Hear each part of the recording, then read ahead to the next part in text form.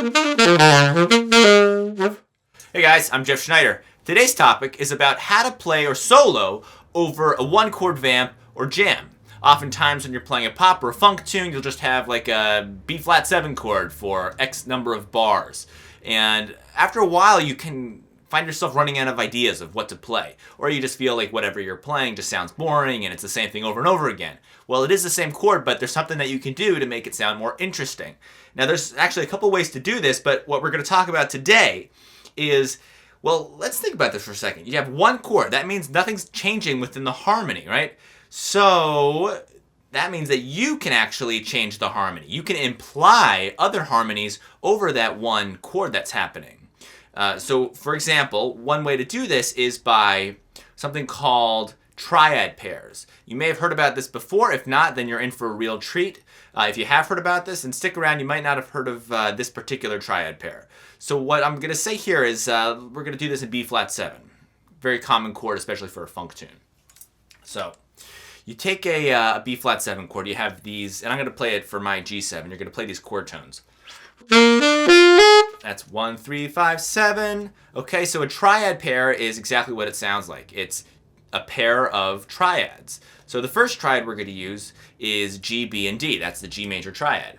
And for concert B flat, that's going to be B flat, D, and F. Now the other triad that we're going to use is going to be another major triad down a whole step below from the root. So if the root of the chord is G for G7, a whole step below is F. So we're going to do another major triad, but starting on F. So we had the G major triad, and then the F major triad. Make sense? Good. Now the way to make it sound interesting and cool is by mixing these triads around. So we're going to do that by using inversions. Real quick, an inversion is when you start the chord on not necessarily the root, but maybe on the 3rd or the 5th. So here's, let's just take G major for a second. G major in what's called root position, meaning we're starting the chord on the root. I know I'm going fast here, but stay with me. So here's root position. First inversion, we're going to start the same chord on the 3rd. That's B, D, G. So now instead of the G being the first note on the bottom, we've moved it from the bottom to the top. That's essentially how you make an inversion. You take the note that was on the bottom and you put it on the top. Okay, so first inversion was B, D, and G. Let's take the note that was on the bottom, B, and let's put it on the top. So now we have D, G, B. So the root position. G, B, D. First inversion. B, D, G. And then second inversion. D, G, B. Makes sense? Those are your inversions. This might be basic for some of you, but it's important to know if you don't know it yet. And then we're going to do the same thing with F major. That's root position for F major. First inversion, so root position was F, A, C. Then first inversion was A, C, F. And now second inversion, C, F, A. So now that we have the 3 inversions, or the 3 positions for each of those chords, we have 6 different combinations to work with. That's 3. And there's another 3. That's a lot to mess around with. So the point about messing with the harmony, or when you have one chord for an extended number of measures, is you have to imply your own harmony. Now there's a trick to doing that. You have to use very solid structures. What does that mean? Well, for instance, a triad has a very solid structure. It conveys harmony. No matter what other chord is going on beneath the triad that you're playing, because the triad is so strong, the intervals of a 4th and a 3rd, that's what makes up a triad. When you play that in succession, you can have any other chord below that, and it's going to sound pretty good because the triad is so strong. You compare that with like a scale, or maybe another, maybe just, some 3 random notes like, that's not a triad. But the triad has a very, very solid structure to it. And that's why it works well with implying harmony when you don't have that much harmony to work with. And when I say harmony, I just mean the chords. So when you have one chord, imply your own harmony and do it with 2 triads, G and F. And this is over the G7 chord.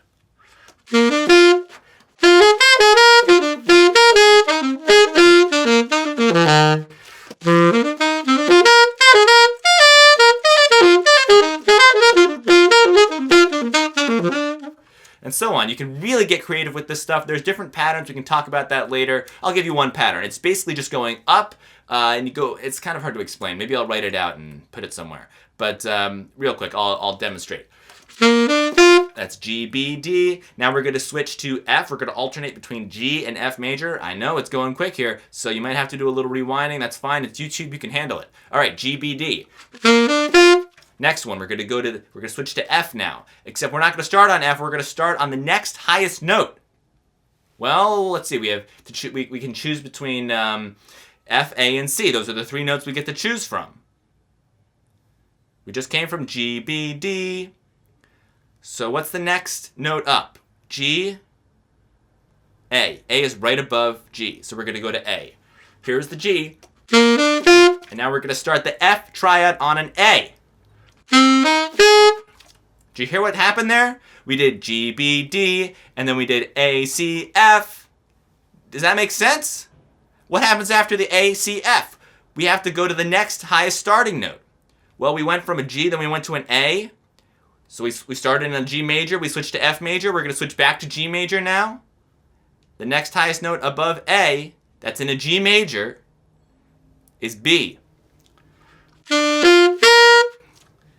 G, B, D, A, C, F, B, D, G. What comes after that? We're going to keep this pattern going. We started with G, then we went to F. Then we went back to G. Guess what? We're going back to F after that. What's our starting note going to be? It's going to be 1 note above where we just left off. I got to write this out. This is going to be insane if I don't. I'm going to have to write it out. And I'll put it, maybe I'll do an overlay. So hopefully that happens. I see my battery's about to die, so I'm going to cut this now, guys.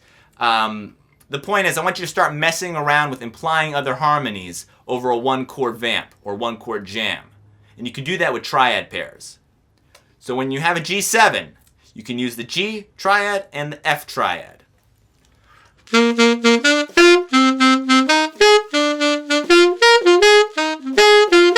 There's no right way to do this, so experiment with it. There are patterns that sound kind of cool, and I'm going to show you this one that I kind of just, destroyed in my explanation. But, really experiment with it, and you'll be able to come up with some really cool sounds, as long as you're staying true to that structure of the triad. Remember your inversions, and just make some cool combinations. So this is a little bit fast, a little bit complicated. So yeah, leave the questions below. If you have any comments, leave those too. Guys, subscribe. I'm gonna keep them coming. So let's see you. We'll see you next time. Happy shedding, and hopefully this all recorded, because who knows what these things. Okay, battery's gone. See you later. Happy shedding. I'm Jeff Schneider. Triad pairs. Have fun.